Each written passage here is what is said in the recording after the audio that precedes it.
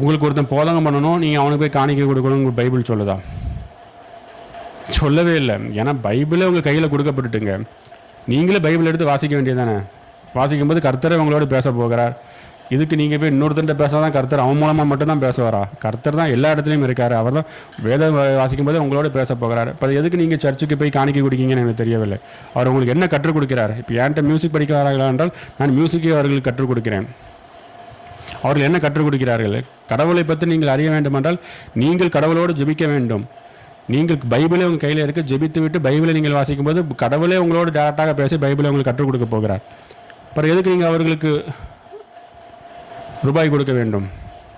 உங்களுக்கு ஏதாவது ஒரு பெனிஃபிட் இருக்கும்போது தான் நீங்கள் ரூபாய் கொடுக்க வேண்டும். இப்போ என்னிடத்துலேருந்து வருகிற பிள்ளைக்கு நான் வந்து கீபோர்டு கற்றுக் கொடுக்கிறேன். அது வந்து அந்த பிள்ளை நல்லா கீபோர்டு ப்ளே பண்ணுகிறாள். அதனால் அவர்கள் எனக்கு வந்து வேலைக்கு தகுந்த கூலியை கொடுக்கிறார்கள்.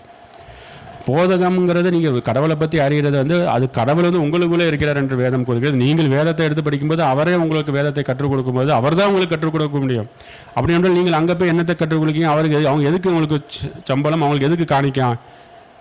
அப்படி எவ்வளவா ஏமாத்துகிறார்கள். அதை ஏமாற்றி அதன் நிமித்தம் கோபுரத்தை கட்டுகிறார்கள் என்பதை நீங்கள் அறிந்திருப்பீர்கள்.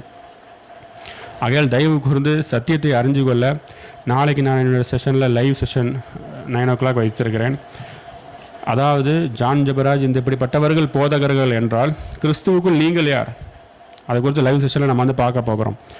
அதாவது வேதம் கூறுகிறது கிறிஸ்து ஒருவரே உங்களுக்கு வந்து போதகர். அது எல்லாவற்றையும் குறித்து நம்ம அடுத்த நாளைக்கு வர லைவ் செஷனில் பார்ப்போம். கிறிஸ்துவுக்குள் நீங்கள் யார்? இவன் தீர்க்கதரிசின்னு சொன்னானா, இவன் அப்போஸ்தலன்னு சொன்னானா, அவன் இதுன்னு சொன்னானா, போதகன்னு சொன்னானா, அதுன்னு சொன்னானா, அப்புறம் நீ யாருப்பா கிறிஸ்துவுக்குள்ள? தெரியணும் அல்லவா உங்களுக்கு? அதுக்கு நாளைக்கு என்னோடய லைவ் செஷனில் வாங்க, வந்து சத்தியத்தை அறிஞ்சு கொண்டு இப்படிப்பட்டவர்களை விட்டு நீங்கள் விடுதலை ஆகுங்கள்.